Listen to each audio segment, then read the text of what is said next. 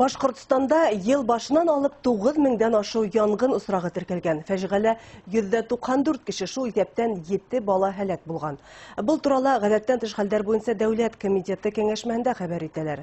Янгын сыгу сәбәпләрен ентекле өйрәнгәннән соң, уларның күпселек усрактары кешенең исерек булуы яки ут менән хаксыз куллануы сәбәпсе булган. Йортларда янгын искәртү приборлары булмау да насар һөдемтәләргә алып килә. Һәр кешенең өендә извещатель булырга тиеш. Һәм огнетушитель булырга тиеш. Огнетушительләр төрле булалар. Порошковый, углекислотный огнетушительләр булалар. Аларны махсус магазиннарда алырга мөмкин. 2024 елга тиклем Башкортстанда 20 янгын һүндерү депоһы төзеләсәк.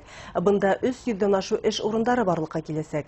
Шулай ук 5 ел эчендә 200 мең гаилә янгын искәртүсе кораллар белән тәэмин ителәсәк. Шуңа тиклем был прибор белән аз милекле күп балалы һәм социаль гаиләләр бушлай җиһазландырылһа, тиз арала пенсия алды яшьтәгеләр йортларында ла урынлаштырылачак. Был максатта республика катнаһыннан 50 миллион сум акча юнәлтелә.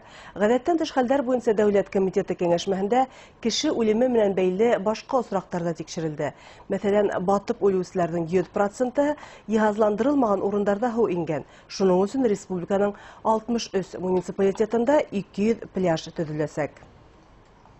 Бүгенге көндә тагыла яңа категорияларга 55 яшьтән олы яшьтәге яңгыз яшәүче гражданнарга да бушлай рәвештә янгын сыгуын хәбәр итүче кораллар биреләсәк.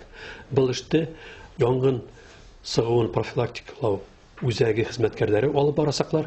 Алар был приборлары үзе барып, был йортларда куясаклар.